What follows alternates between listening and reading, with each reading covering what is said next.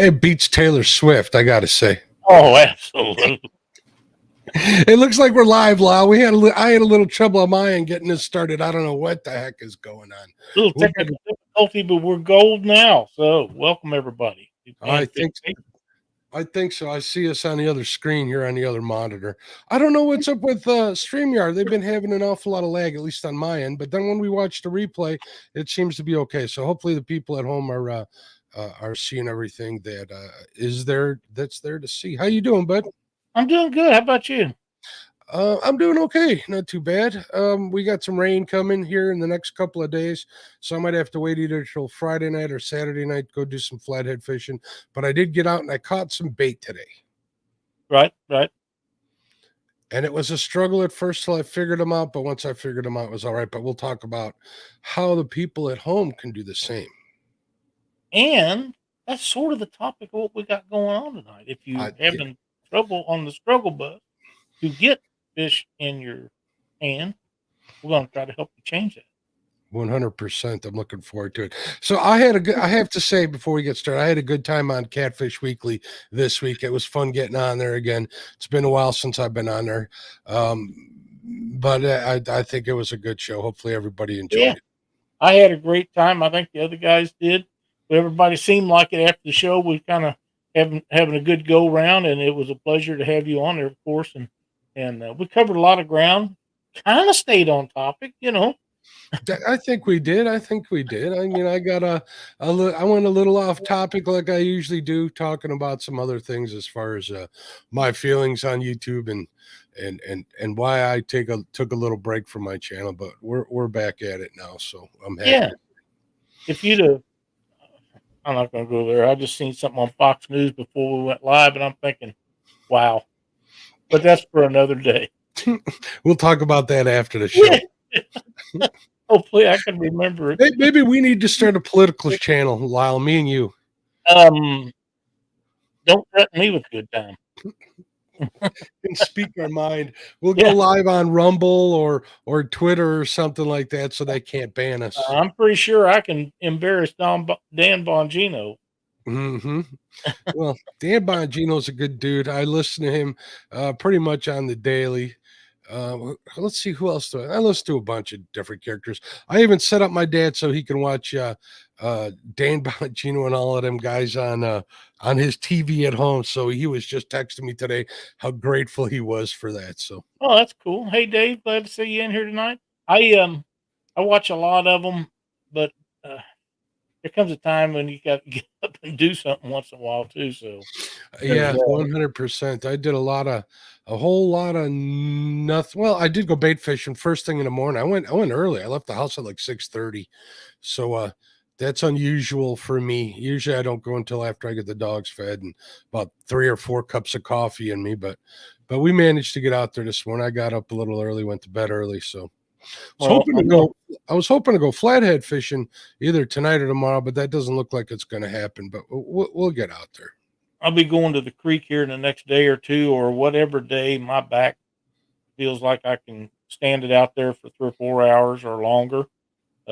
As it is right now, it's been bothering me. Was at the doctor yesterday. They're supposed to schedule me today for some more shots, going back to the guy I used to see, and I called them.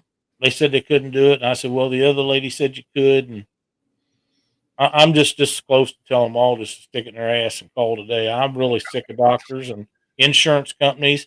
If I ever get again, that's for another day. That is but I'm going to add one last thing to that. I totally agree with you all of that. I got some health stuff going on myself, and it's nothing but a big struggle. So it's easier to catch a flathead than it is to take care of some things in the medical. I will go for that. Yeah. And that's saying a lot. I wanted to highlight that comment from Ryan. He says, just got back from he's bait fishing. I believe he says he got a couple of pickles, a couple of bluegills. And this is what I caught my attention. Black spotted bluegills in the tank. We know what that means, Lyle. Well, yeah. I got a couple of them too today, but they're legal on our water, so we can use them. There's no size limit or creel on the river that I fish for flathead, so we can pretty much use whatever we want, except for the few. Obviously, it's smallmouth. There's creel limit, size limits. There's a season. Flathead, there's a slot. Walleye, there's a slot. But other than that, we can use white bass, largemouth, whatever you catch on the river, you can pretty much use on the river. So, and I know a lot of guys that do. So, before we get into saying hello to everybody, because if I don't go ahead and bring this up now, I'll probably forget it. If you catch a fish, it belongs to you. I don't care what kind it is. I don't care if it's a bass or a bluegill or a perch or a catfish. It is yours. If you want to take it home and put it in your aquarium, you should be able to do that. If you want to eat it, you should be able to do that. If you want to use it for bait, you should be able to do that. I don't care what kind it is, and the government should not have the right to tell you if it's yours what you can do with it. I agree there's some of these fish that need protecting. I got that. mm-hmm. But if it belongs to you, you should be able to do with it what you want. Yeah, if it's of legal size and quantity, and you're Right. not taking over your limit, you pretty much, for the most part, you can. It's always a Not in gray Missouri. area. So Should be able to eat it or feed it. That's right. But yeah, Missouri, we can't use any of that stuff, and there's nothing I'd rather use than bait. And it's not that I consider it a great bait. I just like to piss people off. So you know. oh, come on,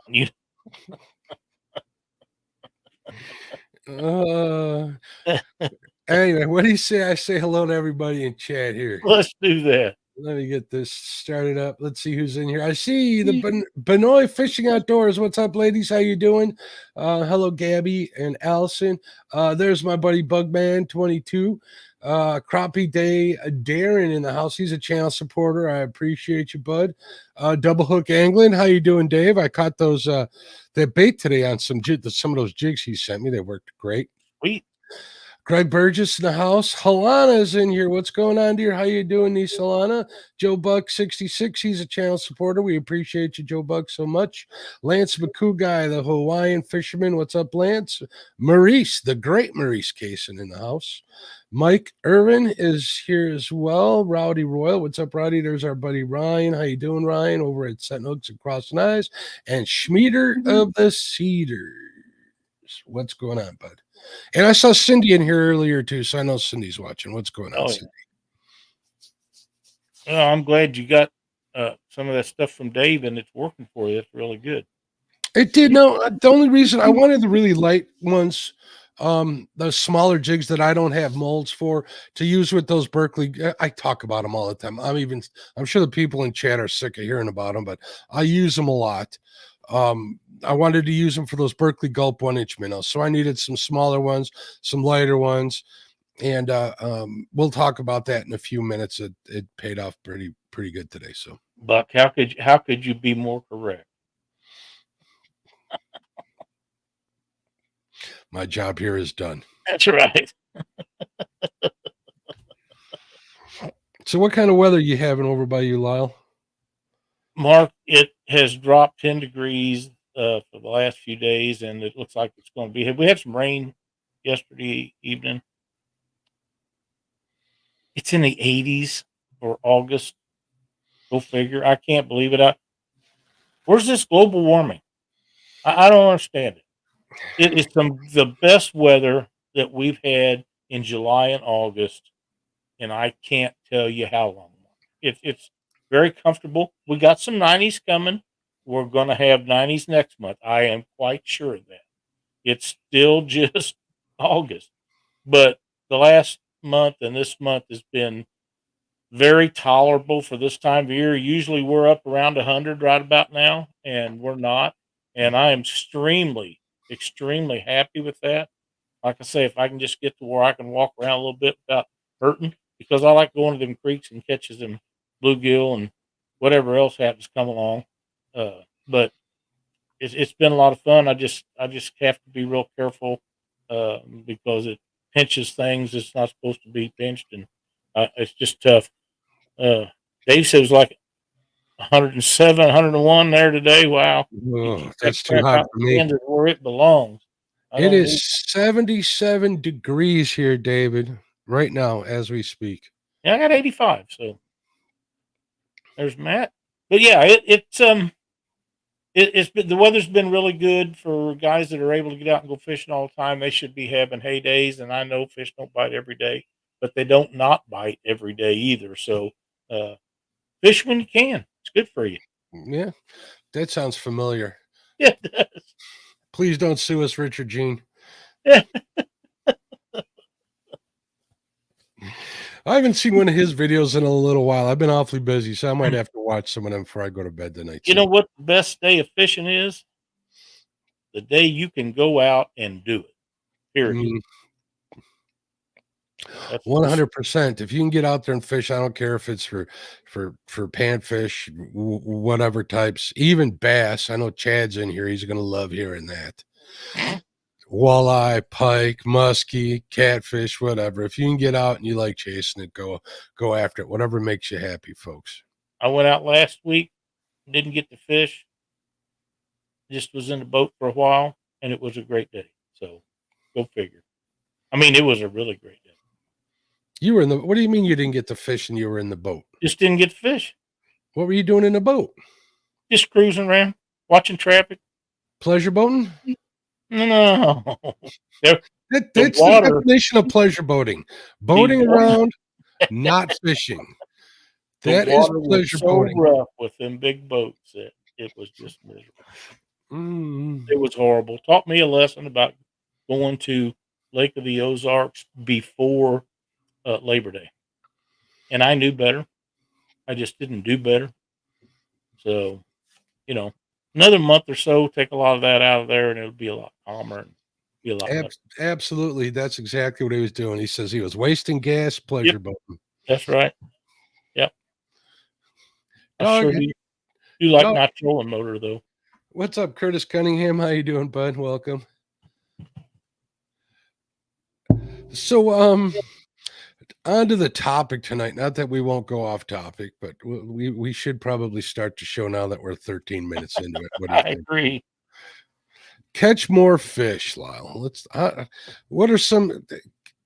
Give me one. Give us a tip on what you do to catch more fish. Did we welcome everybody in the chat? We did, We didn't did. We did. I knew that. I knew that. What do Except I for do? wait, hold on. Parker just Pardon joined me? us. John Boy's Catfishing joined us as well too. Let's not miss All that. right, good deal. I usually have a plan when I start out of what I'm going to try. If I'm going to be jig fishing, I will take at least 3 rod and reel setups with me with 3 different baits on them. Because say I go out the Niagara River, there's a low water bridge out there, and there's water on both sides of the bridge, but on the north side of the bridge, I can walk around because the flood has washed stuff out where it's real easy walking. And I'll get me a 5-gallon bucket and put a few, one of my little things of bait. One of these full of hand ties. I might even take one of these and put in that 5-gallon bucket that has plastics in it. Depends on the day and how I'm feeling about things. And I'll walk around out there and fish and do what I need to do. And if that doesn't work, we go back to the truck and we grab a fly rod with some flies and do the same thing. And if I'm really struggling and I'm not doing what I think I need to do, I'll usually have a little pocket full of worms, and I'll get them out and put them on a slip bobber and go to floating them up and down the bank. If that don't work, I'm kind of in trouble because I'm running out of things that I can take with me on a single day, because you can't put a boat in there. I know guys kayak it and canoe it and all that jolly, but my boat won't fit on that river, and I'm not gonna. You just can't do it. I don't do the other thing, so that's why I asked the doctor if it would hurt if I wade through some of that water to get some of them other places. And he said, "It's clear water. There's no reason you can't." So I was happy about that, but I haven't done that yet. Mm-hmm. But I plan on doing this as soon as I get this back thing fixed up. But that's where I go. But I may take 4 or 5 of these boxes of stuff with different things. And it ain't like I ain't got plenty of them. But I keep them separated for different kinds of things. This one here is streamers. That's all it's in here is streamers, and they work really good a lot of times. But what has been working for me recently is top water stuff on a flat rod. That's just what I've caught everything on the last few weeks, and white has been a really good, and green with black dots on it has been really good. And anything from floaters that are this big, I'm talking less than an inch to an inch and a half. Them bluegills haven't been shy. Even the little ones, they'll attack that stuff. They don't seem to mind. And if you put some wiggly legs on it, if you can get it upriver and let it float as close to the bank or as close to whatever structure is in that body of water, it has really been working for me. So that's how I go about it. But worms are my go-to if nothing else is working. We got a comment here from Dog Andy Outdoors, Curtis Cunningham. He says, I tried keeping worms in my pocket as a kid. My mom was mad. I'm pretty sure you're right about that. Especially if you forget to leave them in there and she goes empty your pockets before they go in a wash. She would not be a happy person. So you're saying that you bring a little bit of everything with you when you go fishing? I do. I have I didn't bring them in. I probably should have, but I showed everybody 4 tackle bags with 4 or 5 of these of the big 3,500 things in them. I got 2 of those, and they're both full. Some's got plastic in them. Some's got hand ties in them. I have one that has a whole bunch of bottles of, and I keep forgetting about these, but the bottles of the Gulp Live minnows. Mm-hmm. I have caught fish on the minnows. I've caught fish on the Gulp Live worms. I don't believe the worms work as good as natural worms, but I've heard other people say they find just the opposite. So maybe it depends on where you're at or how you're doing it or going about it. But red worms, night crawlers, and limited success on what was them little bitty ones you told me about? The wax worms? Wax worms. Yeah, I've had limited success with them. But I think the next time that I go and try them, I'll be using something that has a size 12 or 14 hook, smaller than what I was using. I was using a 6 or an 8 last. I don't think I could tie a hook that small on. I don't think I'm possible. My fingers just don't work like that. Big sausage fingers. It's hard for me to cut them on there. The jig I was using today was I think it was a size 6 or a size 8 hook, and on a 1/40th, I think, ounce jig head. And that Dave did a good job of keeping those eyes clear, and I got it tied on there, but I had to pull my reading glasses out of my pocket in order to do so. And usually I can kind of feel my way around it, but that's neither here nor there. We was talking about them tackle bags. I got one of them has a piece of material and a bungee cord that attaches it over the top. And inside there, I usually have one of these slid in there, and I have whatever I've used in the last several trips out there will be laying on top, because you cut them off and they're wet, and I put them up there to dry. And then if next time I go out, I may tie one of them on if I break off real early. Mm-hmm. There'll be 2 pair of scissors there, a pair of hemostats, and needle nose pliers. It'll all be on top of that thing. So that's where all that stuff goes, and I can grab that up. There's also a pair of reading glasses so I can see to hit the eye and tie my jigs on, or flies, whichever case. I need to pick me up like a really tiny pair of hemostats, I think, because every now and then I'll get them gut hooked, and it makes it a little harder to get them out there. I've been using my multi-tool, and I usually end up having to turn them into cut bait. Like from today's trip, I got 2 that are in the freezer for when I go channel catfishing. So they don't, and they'll work just fine for that. They'll work fine for that 100%. So like I was saying, for today, I brought all right. Well, my kind of plan of attack is the same, but a little different. I have like a little bait bag that I wear. It's a Maxpedition bag. It's a over the shoulder bag. I call it my bait purse. had people call it a satchel. That's a Seinfeld That's a joke. Betty Jean thing. Yeah, kind of. But space in that's limited, so I kind of pick and choose what usually works. I have a small container of like the hand ties I like that you sent me. Obviously, I keep a jar of the Berkeley Gulp minnows in the emerald shiner. That's my go-to color, even though the chartreuse works a little bit. But like I said, space is at a minimum. The Berkeley Gulp wax worms, the Berkeley Gulp red worms, or the night crawlers.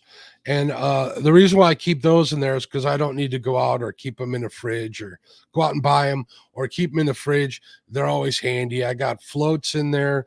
I got split shot in there. So I pretty much got all and obviously Aberdeen hooks. Yes. And I have a few jig heads now. Actually, thanks to Dave, I've added some more to there. So I keep some jig heads in there now too, as well, to help. So I even have small, I don't even know what size they are, but they're the little tiny mustad kale hooks that I like to use for bullhead fishing.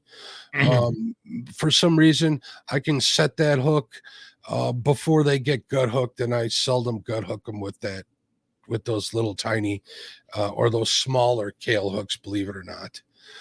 So that pretty much is the gear that I take, and I find that I can pretty much cover all the bases that work. If any of those selections don't work or those techniques, there's no fish there. I need to move regardless, though. So that kind of brings me to my next point: is move. Don't be afraid to move. That's right. You like this morning, I was fishing a small little creek here by the house. Small meaning, I don't know, maybe 25 feet across at the most. On my side of it, it was literally like 3 inches deep, 2 holes adjacent from me, and I was just trying to fish those holes. The water, we haven't had, you'd think the water would be a little higher, but it wasn't. So the water was covered and dirty and with a ton of algae, but at least it was moving. It wasn't duckweed, it was actually algae in the water. So I put a wax worm on there, and I got not a wax worm, I'm sorry, red worm on the hook. Figured I'm going to need all the help I can get. Got it out there, and they weren't biting. I'd get a couple of hits there or here or there. So I decided to change it up a little bit. I figured before I'd have to drive across town, I changed it up, put a tiny little jig head on there with that Berkeley minnow, and I shallowed it up as much as I could. Literally, I was fishing 6 inches below the bobber, Lyle. Oh, yeah. 6 inches below the bobber. No split shot on or anything. So just hoping I'd be catching them on the fall rather than let them get gut hooked. I'd be able to see that. And that seemed to pay off, which is funny because in the last 2 weeks, all the bait fish or all the panfish I've been catching, they've wanted that bait standing still. Today, once I started moving and emulating the little tiny bait fish, it was game over. And I was catching everything from 5-6 inch size ones, which isn't large, but they're a heck of a lot bigger than the 2-inch ones I was catching as well. So I did notice you were feeding on bugs. I was thinking about you that it'd probably be kind of cool to get out there and fly fish in that spot. So yep, you was talking about the hooks and stuff. One of the things that I use a lot if I'm using crickets or red worms or something like that, I use the 6 and 8 and 10 if I can get them. They're hard to find. Cricket hooks, because the shanks on them are like 1.5 inches long. mm-hmm. And if they get it down deep in them, you can still grab the top where the eye's at, push it down, get it out. If it's one you don't want to harvest, even if you're taking them for bait, you want to do as least amount of damage internally in those as you can, because you want it to be lively when you put the hook in it, but extend it out on a mission. You know what I mean? You don't want him to just be laying there half dead, because it's not near as appealing to a big fish as one that's saying, "Oh, this guy's serious. I got to get the hell out of here." Them's the ones that do you some good, or in my opinion, it is. And even if you plan on using them as cut bait, that I always find that the longer if you keep them alive until you cut them, they're as fresh as it gets. It doesn't get any better than that. That's right. I like Ice to is your scrape a friend. couple of scales off of them as well as cutting them. So Yep. Yeah, I'll cut them in the I'll cut them in the tail X section, or even up in the body section. Uh, and the closer you get to the backbone, that's where the most amount of blood is in them. So that's going to do you some good if you're trying to get blood sent out in the water where you're fishing. But that's really not something you talk about catching bluegill. Dave over at Double Hook Angling says we keep redworms in our garden tubs that we grow our peppers in and our compost. Yeah, that's a good thing. I keep a flat piece of limestone on the side of my house on the dark side of the house. And if I'm ever, need to grab some worms, I can lift that rock and there's always some under there. So that works good too. And even Ryan says every once in a while I can get a good handful. He's talking about fly larvae out of his garbage can, also known as waxworms. So yeah, that's another good place too. I did not know waxworms were fly larvae. I thought it was a moth. They're all similar. I Oh, don't know the biological terms for okay. it, or the technical, but fly larvae, if they get into your trash and stuff, that's them laying eggs and that's them turning into flies. So Who ice fishing, I've left containers of waxworms in the bottom of my ice fishing sled, went out there 2 weeks later, a bunch of dead flies in the container. So that's what I'm I going do with. too, but that's because I sprayed with fly spray down it. No, I'm talking about a sealed container. Okay. Yeah, I don't know about that. Who in chat keeps when they goes and buys worms, no matter what kind it is, who keeps the container? I need to. That's a good idea because like the ones from DMB baits from Walmart, they got the nice plastic ones, so those would work pretty well. Yeah. Hey, Sean T. Welcome, Brian B. Glad to see you in here, buddy. Those containers. Sometimes I think the worms have been in them for extended periods of time. I also think some of them are kind of wet,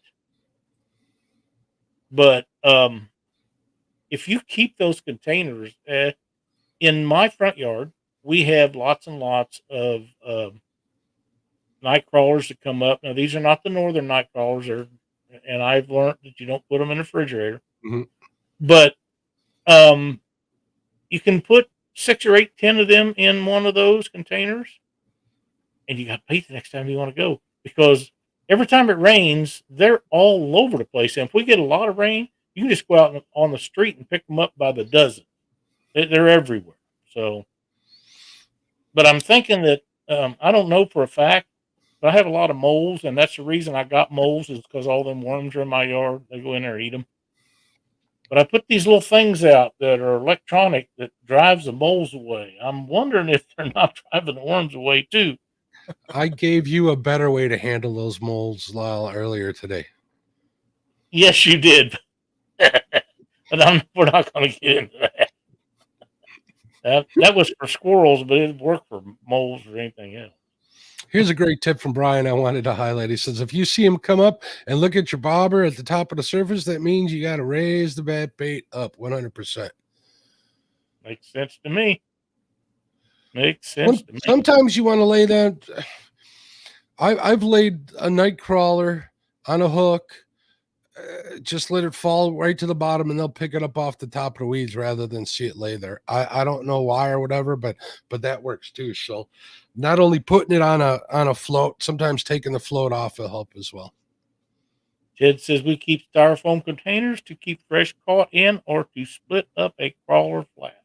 Makes sense to me. There's Troy with Real and Virtual Outdoors has joined us. Glad to see you in here.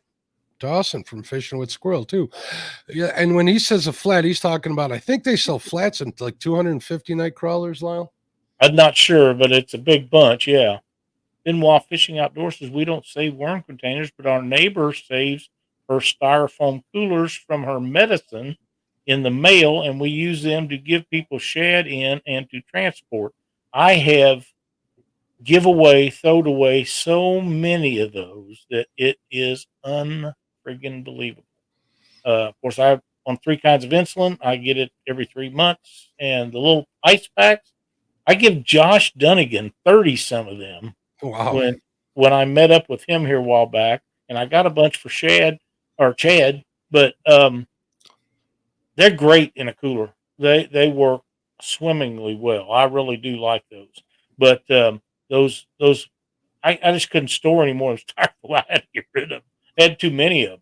And but I do like those. It, you gotta buy ice, or you gotta make it yourself. Those you just gotta freeze it, and they last a long time. And you just put it out, put that in the freezer, and put new ones in. You're good to go. Works. I like them things. Now you throw them around, bend them around a bunch, they will leak a little bit. When they leak, just throw them away and grab another. It's not a big deal. But yeah, I can understand the styrofoam things because them are pretty thick and they work really well. They'll keep them cool, and they'll keep them from freezing too in the winter if you're using them. So the styrofoam works for 2 ways. Like I actually went out and bought they had them on sale at Farm and Fleet, styrofoam little worm boxes. Well, it's not real little. I can fit probably about 6 dozen night crawlers in there without it being too much. And that's what I use when I'm taking them out for walleye fishing. But that being said, I also use, like those little half-quart deli containers, the rounds one. You get all that potato salad in, Lyle. Oh yeah, I got some of those that Sheila saves whenever we get some of that. So I've been known to use not just one to store whatever worms I pick up off the driveway, but I also keep one in my boat that I can fill up with water, because you can put a lid on there, keep it from spilling. And in my boat, I kind of drop the dirty worms into the water just to clean them off so the mud doesn't get all over my boat. So we talk about a variety of things when we do these shows. I watch some fishing videos where guys are catching little bitty fish down in Florida. They call them something. I don't remember what they call them. Anyhow, we had our buddy on here, Koa, here a while back, and in some of his videos, he has made little glass containers to put fish in when he catches them, to take pictures of them. And when you're talking about that, just then I'm thinking, wow, why can't I save some of them little bitty plastic containers to put water in, to put fish in, to take a picture of? There you go. And I wouldn't have to build anything, because I'm not sure me and glass would get along all that well. I know they make acrylic ones that you can buy. So after the show, we'll get your credit card out. No, We'll buy you one in every size. No, we're not. Nope. Hey, Kevin, welcome, buddy. Glad to see everybody coming in tonight. There's Danny Stone. What's up, Kevin? How you doing, Danny? Hey, Chrissy Brown in the house. What's up, Chrissy? How you doing, dear? Good to see Chrissy in here. The general consensus is 200 to 500, I think, for flat of them.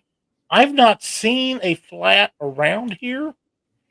I guess you'd probably have to go to a pet store or order them in or something. You can order them. Some bait shops will order them for you. Up here, up north around sturgeon season, they'll have them in here. The bait shop downtown that closed, I forget what it was called, used to sell them. But that's a lot of night crawlers. When you're using them for, like, your second favorite fish, sturgeon, right behind gar and drum, they use a lot of night crawlers. You put like a whole wad of them on a big old circle hook usually. So now, Mark, I don't have anything really against sturgeon. They're awesome eating fish if they're smoked. That's the only way I've ever had them, actually. So I don't know how they'd be any other way. I just am aggravated at the fact that our conservation department spends millions of dollars protecting them, because they're not running out. There's plenty of them. They're just aggravating, because I only catch the little bitty ones, and they get great big. Lyle, they're dinosaurs like you and I. We gotta look out for each other and the fish that are like us. Okay, maybe I'm looking at this all wrong. They are delicious smoked. That's the only way I've ever ate them. So I don't know anything else about them. There's Kevin Baker, Nuts and Bolts Fishing. Welcome. Anybody else new that I missed? So back to the topic. 100 We got people talking about sturgeon in Oh, chat already. You're saying they'll kick your butt, Lyle. I have to agree with them. I caught a 48-inch Lyle, and it fought pretty darn hard. I ain't gonna lie. That oh, was a sure, trip. yeah. I've caught some big ones on a Mississippi too, and they're fun to catch. But have you ever tried to clean one? Just think about what you're dealing with there. You got to know how to do it, and I do not. I got no plans on eating them. Oh Not that man, I'm worried about it, but they're good. I'd rather go They're really catch good me smoke. something else. Cotton picking fishing. What's up, Miss Stephanie? How you doing, dear? Hey, Wabash Stephanie, Nate in the glad to house. see you in here. But yeah, I my fly rod is my friend if I'm having trouble catching fish, especially bluegill. Um, that even goes with creek chubs and other stuff that's in the body of waters that I fish. That fly rod, I've got flies that are just itty bitty, and some of them sink, some of them stay up on the top, some of them go about midways, and some of them I put a a floating thing on, and then I'll put a line out behind the back of it and tie one of them ones that'll sink down behind it. And then I try to keep track of which one is getting the most strikes on. And it's really hard to keep up with all that. Hey, Richard. How you doing, Richard? Richard's Reason got an interesting factor here, real quick. He says he read some findings at read some findings from biologists that said the majority of the biomass in the Mississippi River are blue cats and sturgeon, assuming shovel nose. I would assume that would be the case, yeah. Maybe a few long nose. But And they also say there is no alligator gar this far up Mississippi River anymore. They've been fished out, and I'm not sure that's true. I'm not sure that's true. I know that Buck had mentioned there was I think it was Buck. Was it? No, it wasn't Buck. Forgive me, Buck. Someone I know who it was. It was telling me that there used to be gar in the Fox River. I don't so much believe him so much, but I could be wrong. It wouldn't be the first time. So no, I don't have. I need to get out and do a little fly fishing, but we'll get there when we get there. But I do have, like I've shown you before, those water bobbers, right? Which is pretty much a clear float that you can tie a fly on before and cast it out there. Maybe I'll give that a shot too. So that probably would have worked today. Like I said, they were feeding on small little tiny minnows, really shallow. That probably would have worked really good, and they were hitting them right at the surface. They were chasing them up to the top. So one of the things like today was a perfect example of that too. Is zero in on where the majority of the fish are. Like I said, I was fishing that small creek, maybe 50-yard span of it at the most. And I found that the fish were literally in probably like two spots, both maybe 10-foot circles, and that was it. If I moved to the right or left, either side of that, I wasn't even getting hit. So once you get on them fish, if you want to keep catching the fish, keep casting to them, go a little left, a little right of that spot, see where the majority of those fish are in a small little tight area if they're there. That would be a great way to keep catching them. So, and that might go without saying, but that's no different than throwing buoys out when you're going over brush piles looking for crappie. Just keep That's in right. mind, get on those spots because there's something that's keeping them there, whether it's depth, structure, maybe there's just what they're feeding on for some reason, likes it there because there's more algae or so on. It could be a number of things. So that's another thing that I kind of keep in mind when I'm fishing because you get 10 feet away from a weed line and it can dry up. You can get 10 feet further out from a weed line and it could get better, meaning that they're hanging in deeper water. So Yeah, I understand. The bodies of water that I'm fishing, and I got to get to the lakes here as soon as I get this back deal fixed, so I can spend some time because the lakes around here, this is the Ozarks. There is some weed lines on some of the lakes that is extensive. A lot of the lakes have brush, like buckbrush, that's in the water forever, and you lose a lot of tackle there. But rocks, there's tons of rocks on all these lakes, and rocks is some of the best structure for catching bluegill, channel cat. all kinds of stuff because it holds worms, it holds uh, crawfish, it holds all kinds of stuff that all them fish eat. So why wouldn't you fish the rocks, especially this time of year? Because when it starts cooling off, those rocks hold their heat, and what's going to go up in there? Everything. Hmm. All the little bait fish and algae sticks to it. It's just another form of structure. So, That's right. as far as fishing like some brush pile or anything like that, you can always get around there with. I saw a video that I mentioned him earlier. Richard Jean did, where he was using like a monofilament, a stiffer, like a 30 or a 20-pound mono, that he was actually used tying on to his jig heads to make them weedless style.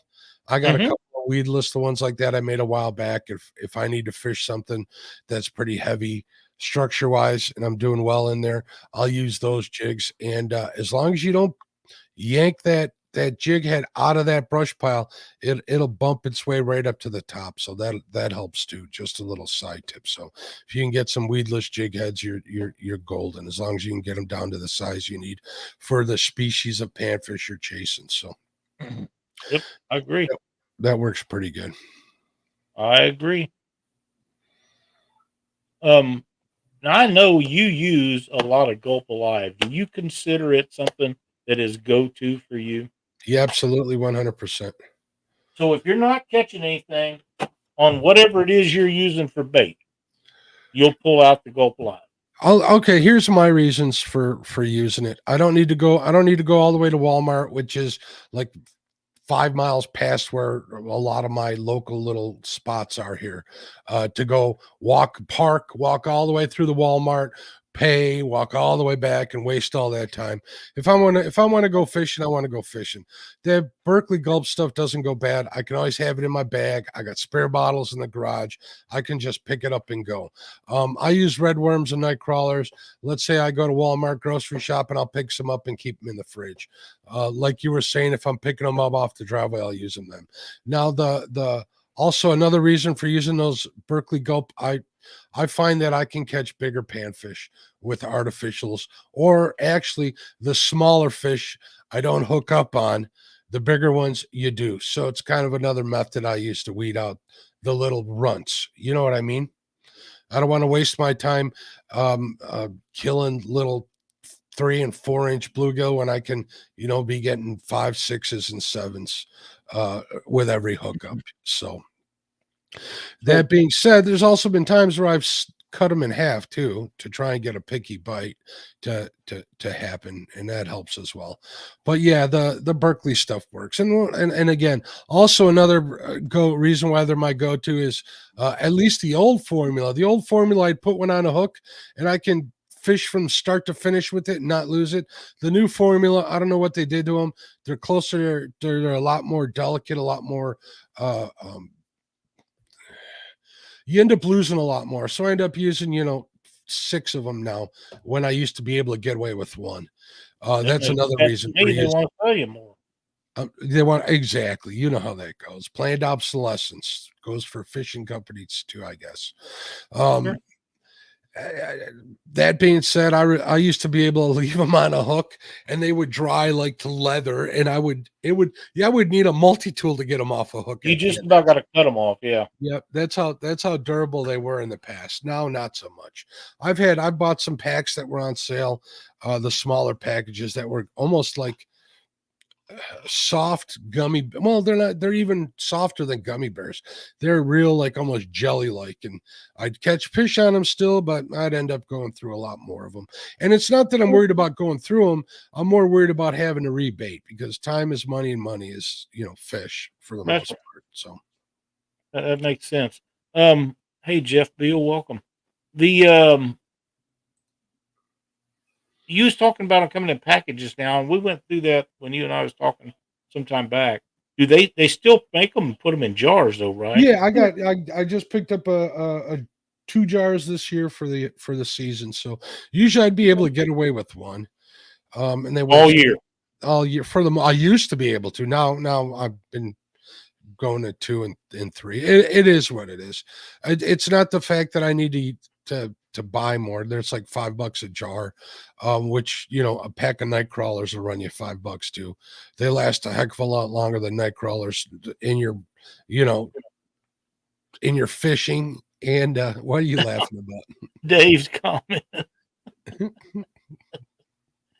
Not the one on the screen, the one below. I see that. Yeah, we'll get to that one. It just works better.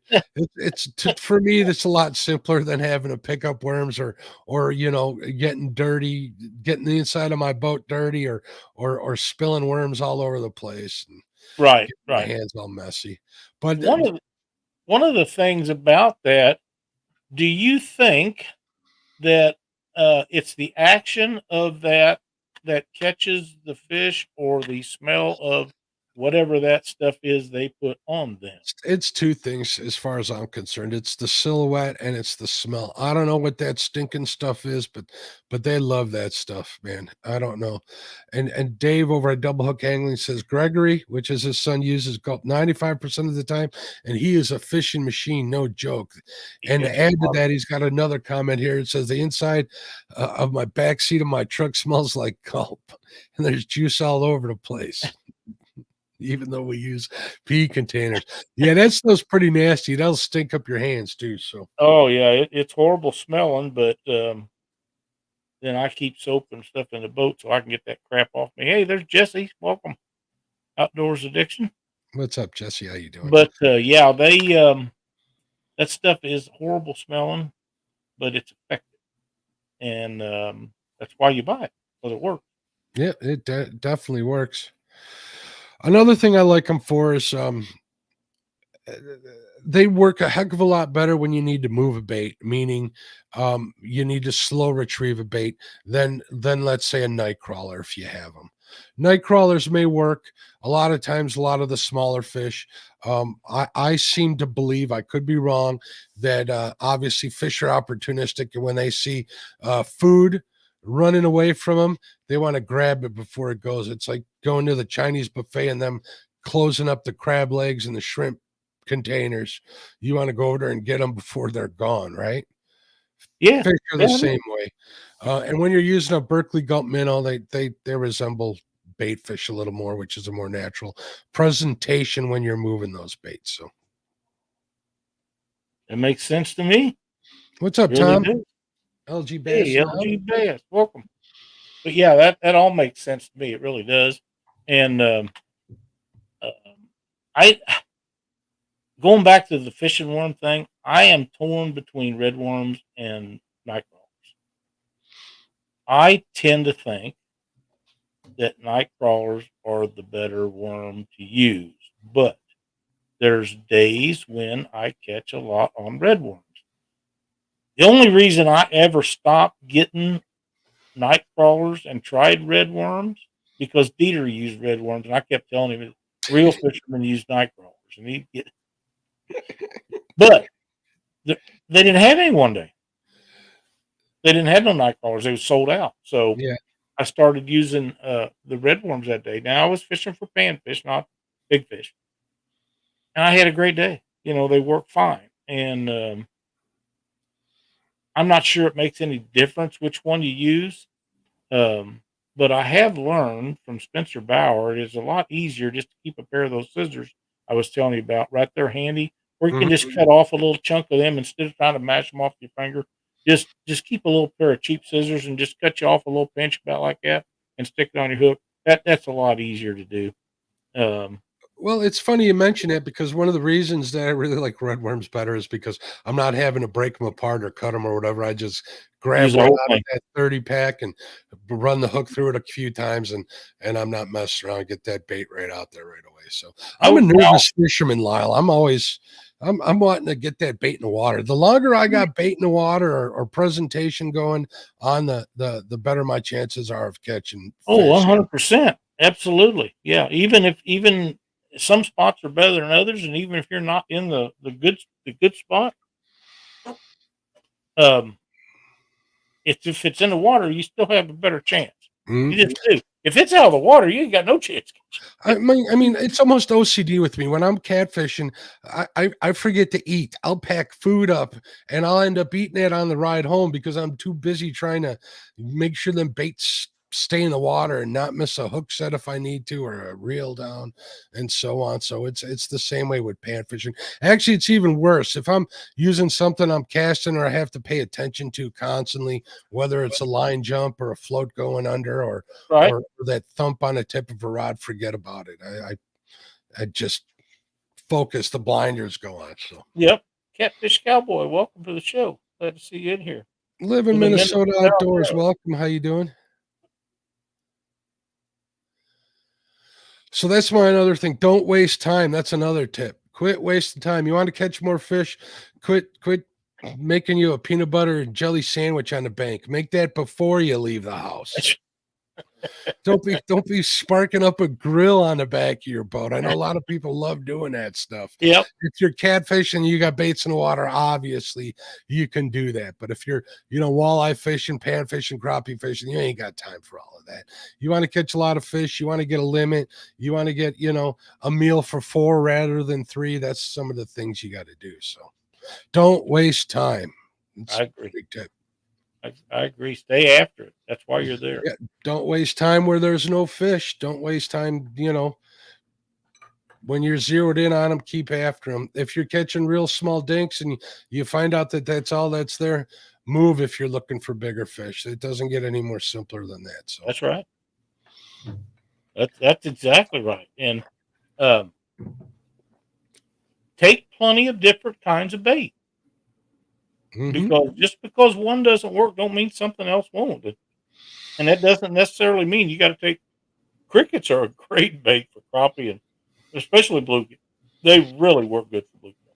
But crickets, worms, all work really well. My greatest thing is hand ties, but I've got a bunch of plastics that work really, really well. But if one's not working, get it off there. There's no sense to keep throwing it out there if nothing's hitting it. Especially if you got a set of polarized glasses and the water's clear and you can see them in there and they're not hitting it, then get something else on there. And polarized glasses, I'm glad you mentioned that. Polarized glasses are the bomb when you're fishing. If you got if you got fish in the area and you can just see shadows, even in some cloudy water with polarized glasses on, they help big time. They're going to help you put more fish in the boat for sure. I agree. There's Dan with Goober Time Guide Service. Welcome, Dan. He says he's got a new video out for you guys that haven't seen it. Go over to his channel and check it out. He's got a bunch of stuff where he's been fixing up a boat, trailer guide bunks, and different things on. Really well done. To get a chance to go check Dan's channel out, you will be glad you did. Danny Stone just made this. That's what I'm kind of laughing at. He says, I don't eat when I'm fishing. Jerry Parker eats like a pig. We always have to pull up on the bank for him to run into the woods. And there is that is the rest of the story. And this is something that I had to learn. How many times are people in chat are listening? Do you sit there with baits in the water, or you're fishing an area and you're actually just hoping something's going to bite? You're trying to wish that fish into existence when there's no fish there. You got to quit doing that. Come to the realization, if you're not getting fish, you're not catching fish, get the heck out of there. Go move.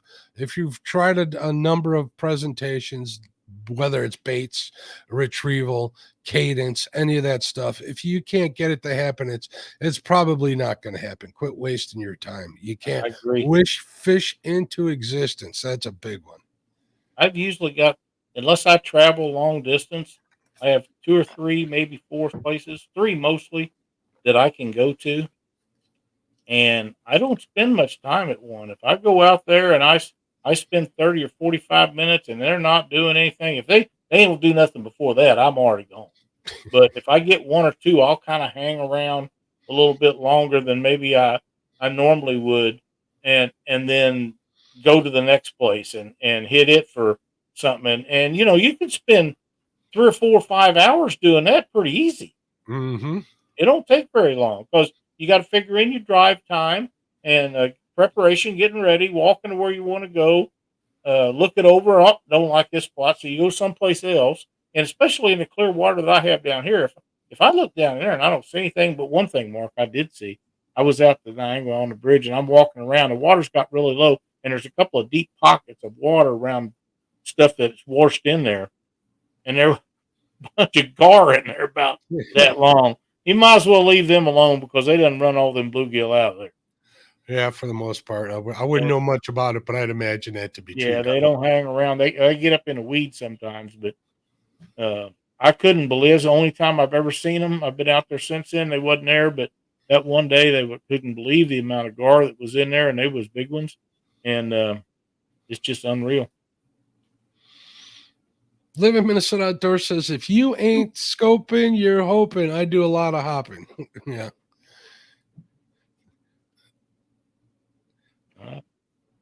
There you go. Danny says it takes 35 to 45 minutes for him to set up in a spot several trips down the bank, and he ain't moving. Well, see, that's another thing that I've noticed, and this thought has crossed my mind. You see a lot of these people out there that have, eight and even more rods when they're catfishing in the water. It takes a lot to get them lines out, get them baited, all of that stuff. If you spend all your time casting 8 rods out on a spot that you're not catching any fish, it's going to take you 20 minutes to get reeled up and moving again. Yeah, start with, I'm not going to have that many. I'd rather fish 2 or 3 rods in a spot I'm not quite so sure of, so I can, stick and move. And something else that I'm learning, if there's fish there outside of a species like flathead where you kind of got to wait them out, if they're there, they're going to bite for the most part. You know what I mean? Especially in water like I fish a current, a river with current. Those fish are pretty opportunistic.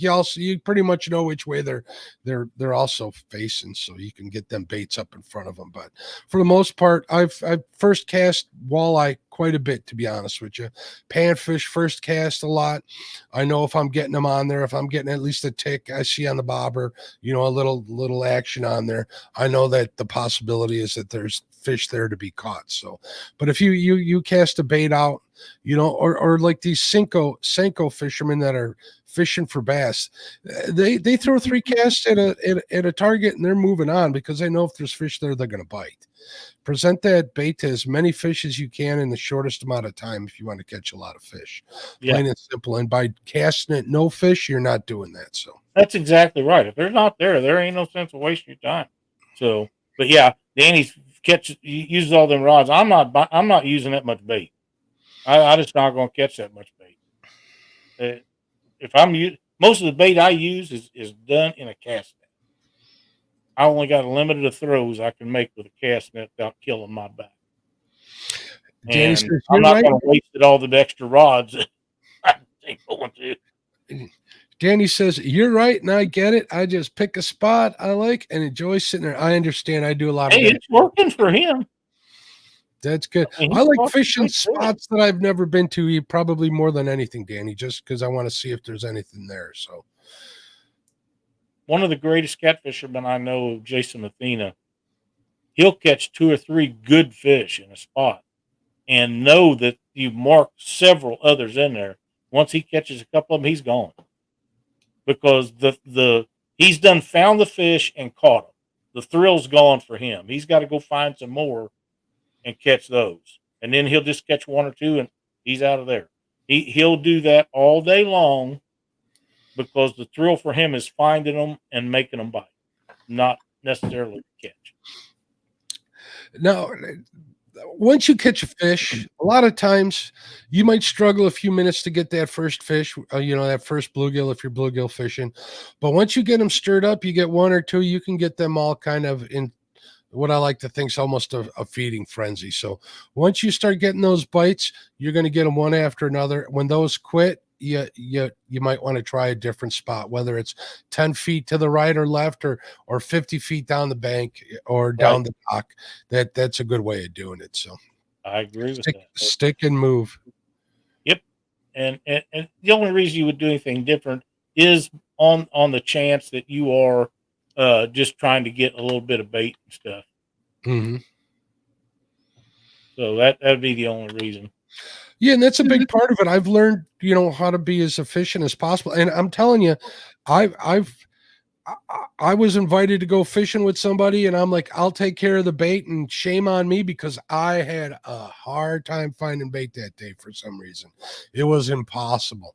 So yeah, it doesn't always work out, but when it does, and you keep that stuff in mind, which I did learn bait fishing for the most part, and it's definitely over it's gone over into the sport fishing and pan fishing and crappie fishing and stuff. So Absolutely. One thing about it, if you can figure out how to catch bait fish, you can catch the other fish. Because wherever those bait fish are at, them others are going to be there at some point. mm-hmm. Or just off where you can't get them right now. But they won't be too far away. And they'll come to them. So that's why they call them bait fish.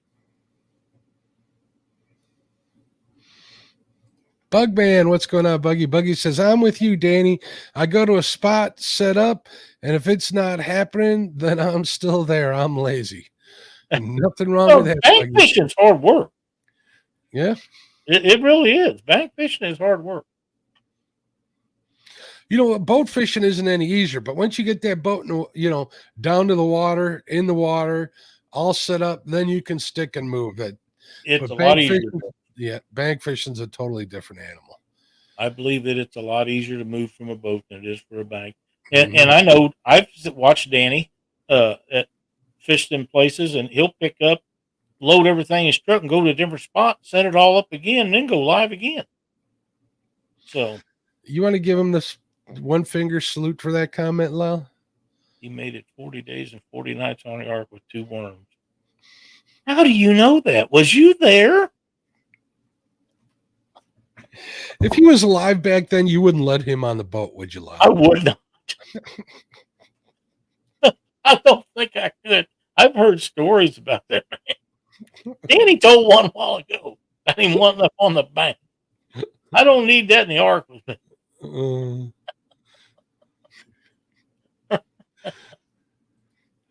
Danny's like me. He says, oh, now pan fishing is different. I carry one rod, bait, and a small tackle bag.